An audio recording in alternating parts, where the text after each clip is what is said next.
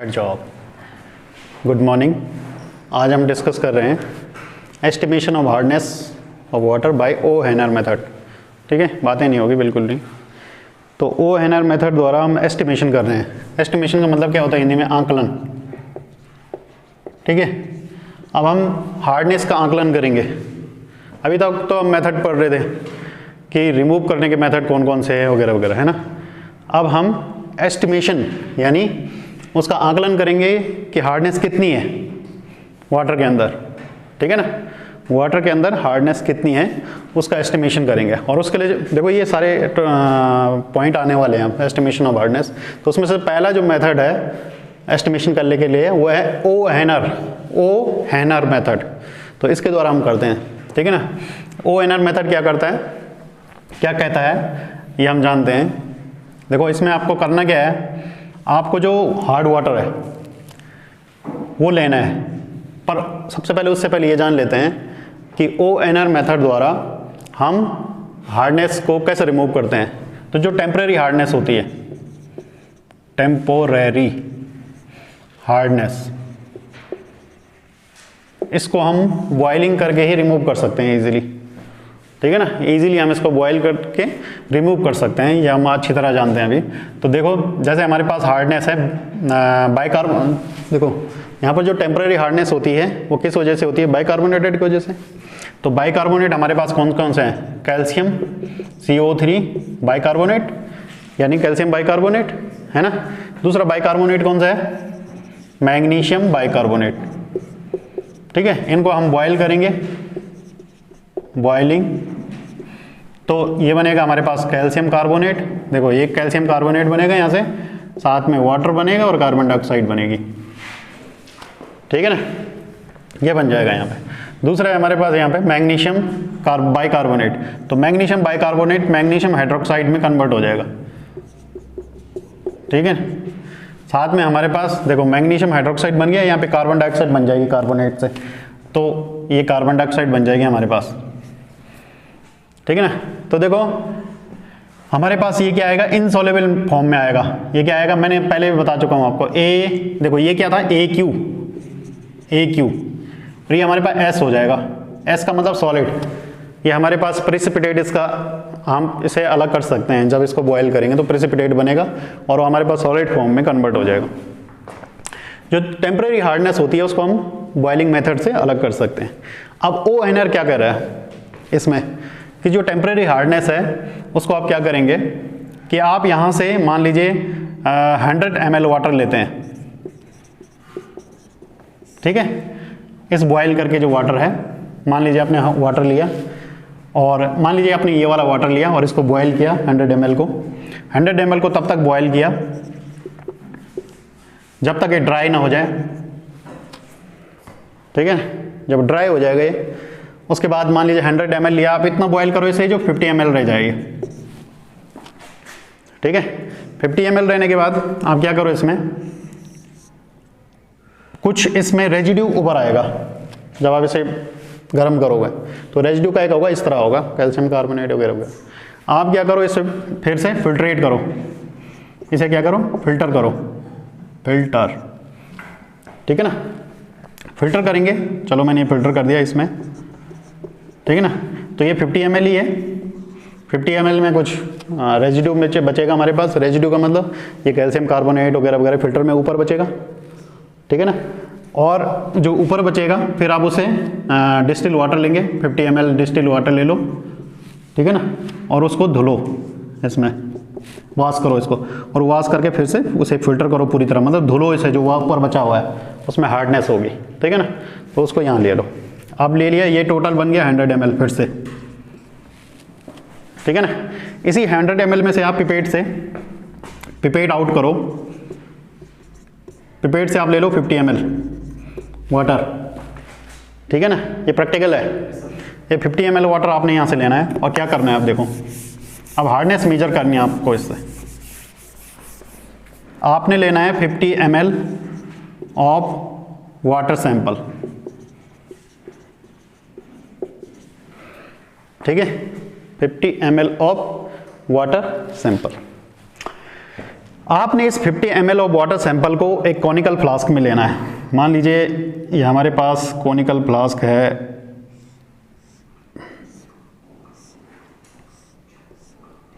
इस तरह, ठीक है। इस कॉनिकल फ्लास्क में आपने लेना है 50 ml ऑफ वाटर सैंपल।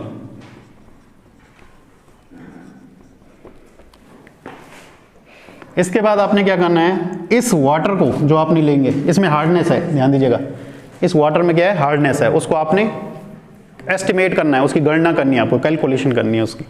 तो आपने क्या करना है, ऊपर से ब्यूरेट में, ध्यान दीजिएगा, एक ब्यूरेट आपने देखा है लेबोरेटरी के अंदर, तो आपने ब्यूरेट में, ये ब्यूरेट है और इसके अंदर आपने, ये कुछ इस तरह ब्यूरेट है, एक इमेजिनरी आप समझ सकते हैं, ये ब्यूरेट है और इस ब्यूरेट के अंदर आपने, ठीक है ना, इस ब्यूरेट के अंदर आपने n/50 का मतलब 1/50 का आपने नॉर्मलिटी का सॉल्यूशन लेना है HCl का, HCl और H2SO4 का आप इसमें क्या ले सकते हैं, स्टैंडर्ड सॉल्यूशन लेते हैं। स्टैंडर्ड सॉल्यूशन कौन सा होता है, स्टैंडर्ड सॉल्यूशन वो होता है जिसकी नॉर्मलिटी या मोलरिटी हमें पता होती है, बस वो स्टैंडर्ड सॉल्यूशन है। तो n/50 का मतलब उसे वो हमें पता है, ठीक है ना। तो n/50 का क्या लेना है आपको, HCl और H2SO4 लेना है और इसको इसमें भर देना है और इसको इससे, इस वाटर सैंपल को जो हमने अननोन नॉर्मलिटी का लिया है, इसकी नॉर्मलिटी नहीं है हमें पता, इसकी नॉर्मलिटी पता है, ध्यान दीजिएगा, इसकी नॉर्मलिटी है 1/50। इस वाटर की नॉर्मलिटी हमें नहीं पता कि उस कौन सा वाटर है, वो जो हार्ड वाटर है, ठीक है ना, वो कितनी नॉर्मलिटी का है। नॉर्मलिटी किसकी यूनिट है भाई, कंसंट्रेशन की, ठीक है ना, सांद्रता की। तो कितनी सांद्रता का है वो, ये हमें नहीं पता है ना, नीचे वाला सैंपल। हम इससे उसको कैलकुलेट करेंगे, पहले इससे इसको टाइट्रेट करेंगे। टाइट्रेट को हिंदी में बोलते हैं अनुमापन। तो अनुमापन यानी उसका तुलना करेंगे, उससे रिएक्शन करवाएंगे, ठीक है ना। तो यहाँ देखते हैं, आप 50 ml वाटर सैंपल ले लीजिए और थोड़ा इसमें 2-3 ड्रॉप्स जो है मिथाइल ऑरेंज की डाल दीजिए इसमें। मिथाइल ऑरेंज एक इंडिकेटर है जो ये बताएगा कि रिएक्शन कब फिनिश हो गई। जब फिनिश हो जाएगी तो इसमें जो है कलर आना शुरू हो जाएगा, ठीक है ना, पर्पल कलर या क्या बोलते हैं उसके लिए, पिंक कलर आना शुरू हो जाएगा इसमें, ठीक है ना।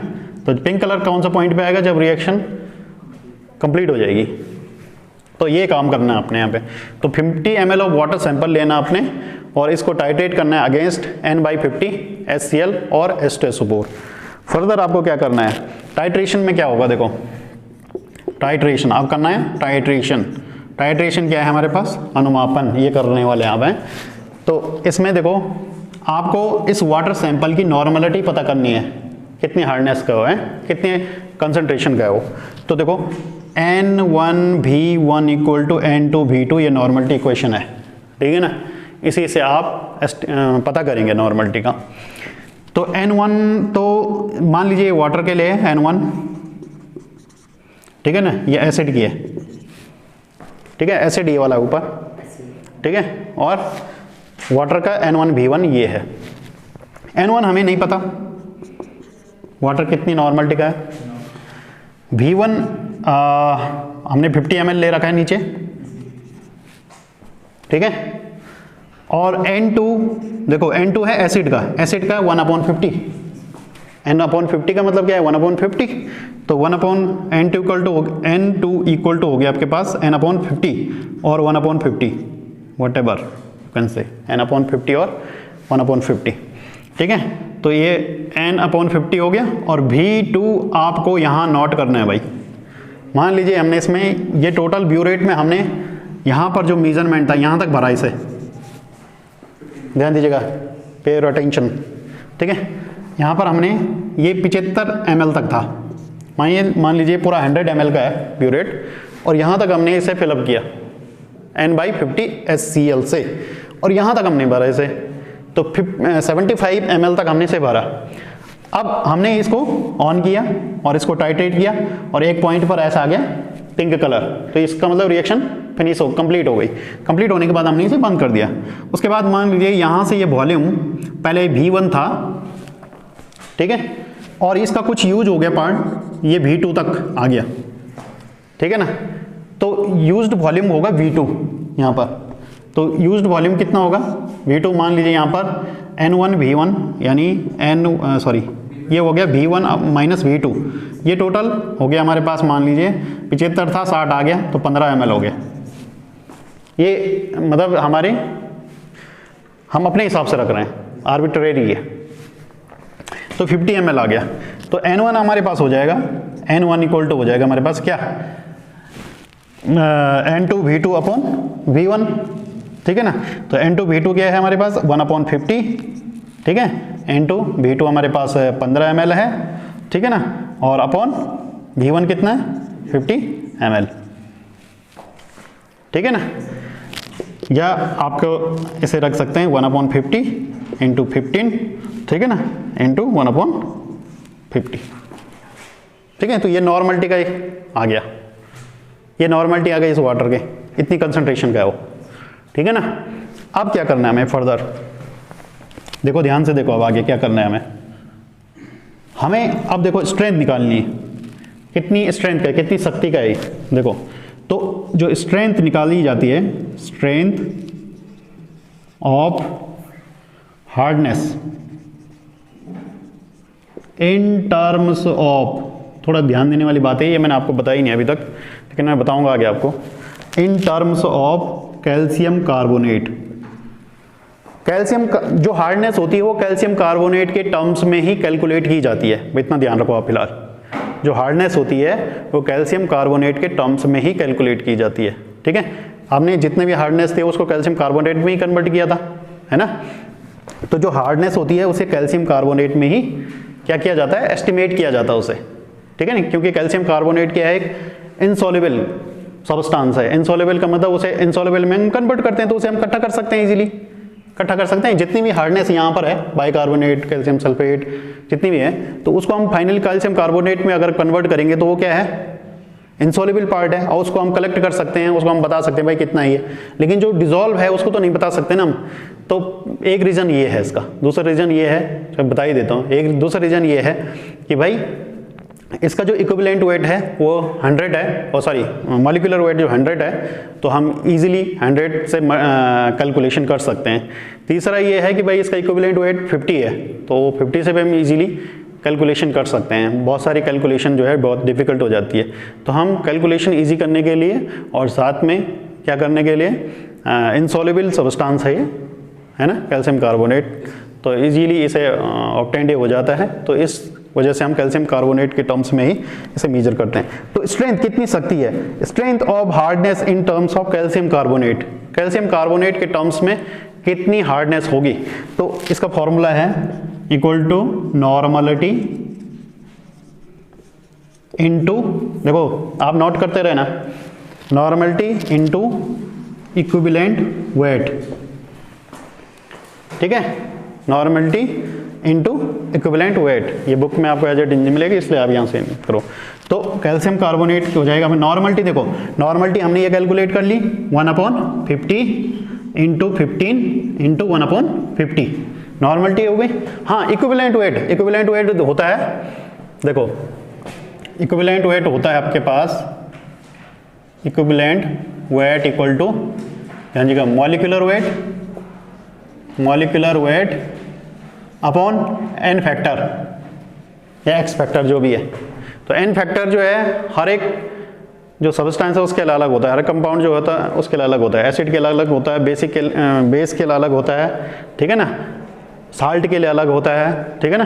तो एन फैक्टर क्या है वो हम अलग दिन बात करेंगे, लेकिन यहाँ पे शॉर्ट में आपको समझ आ जाएगा। देखो मॉलिक्यूलर वेट होगा इसका कैल्शियम कार्बोनेट का कितना होगा, कैल्शियम का 40, देखो शॉर्ट में देखो यहाँ पे कैल्शियम का 40 और कार्बोनेट CO3 12, ठीक है, और 3O3 16 48, तो आप 48 लिख दो यहाँ पे, ये कितना हो गया 100 हो गया, ठीक है ना। तो molecular weight upon n factor, अब एन फैक्टर क्या है इसमें, देखो कैल्शियम कार्बोनेट कैसा होगा CaCO3, तो Ca2 प्लस और CO3 2 माइनस, तो इसके नीचे एन फैक्टर है उसका चार्ज, ठीक है ना। तो 2 से आप डिवाइड कर देंगे इसे, तो 2 से डिवाइड कर देंगे 100 को, तो ये 50 आ जाएगा। ठीक है ना। तो इक्विवेलेंट वेट हो जाएगा इसका 50, ठीक है ना। तो 50 से 50 कैंसिल हो गया, है ना। और आपके पास कितना बच गया, 15/50, है ना। तो इसकी हार्डनेस हो गई 15/50 ग्राम पर लीटर। ये जो हार्डनेस होगी ये होगी ग्राम पर लीटर, पर लीटर। अब ग्राम पर लीटर, हम हार्डनेस को ग्राम पर लीटर नहीं पीपीएम में कन्वर्ट करना चाहते हैं, क्योंकि पीपीएम में इसे लिखा जाता है हार्डनेस को। हार्डनेस की यूनिट ही पीपीएम है। तो यहां पर मैं थोड़ा इसको मिटा देता हूं और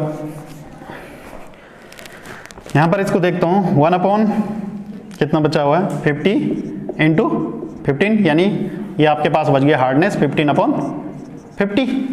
ये तो ग्राम पर लीटर है, ठीक है ना। अब आप इसे किस में कन्वर्ट करेंगे, देखो मिलीग्राम पर लीटर, देखो मिलीग्राम पर लीटर।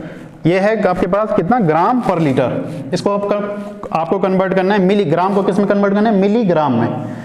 तो ये हो जाएगा आपके पास 1000 से मल्टीप्लाई करना पड़ेगा आपको, मिलीग्राम mg पर लीटर, ठीक है ना, ठीक है ना। और ध्यान दीजिएगा मिलीग्राम को 1 मिलीग्राम, शॉर्ट में हम आपको बता रहे हैं 1 mg इक्वल टू 1 ppm, ठीक है। 1 mg इक्वल टू 1 ppm होता है, ठीक है ना। तो ये जितना भी आएगा, ठीक है ना, ये इससे कट जाएगा 20, 15 दूनी 30 और 300 ppm आ जाएगा ये, ठीक है ना। ये कितना आ जाएगा। तो टेम्पररी हार्डनेस किस, मतलब ये 15 जो वॉल्यूम हमने यूज किया था वो अपनी आर्बिट्रेरी हमने यूज किया है, अपनी तरफ से यूज किया है। तो कोई अगर सैंपल हमने लिया है तो उस सैंपल में कितनी हार्डनेस है, 300 ppm। 300 ppm का मतलब हो गया कि उसमें 300 पार्टिकल कैल्शियम कार्बोनेट के डिजोल्व हैं, ठीक है ना। 1 मिलियन यानी 10 लाख किसके, जो वाटर है 10 लाख मॉलिक्यूल ऑफ वाटर है ना, उसमें 300 ppm किसके हैं, कैल्शियम कार्बोनेट के हैं, हार्डनेस के हैं। तो ये टेम्पररी हार्डनेस आप इस तरह मेजर करेंगे। ये हो गए टेम्पररी हार्डनेस, इसे नोट डाउन करना आप, ठीक है ना, इसे जरूर नोट डाउन करना, ठीक है।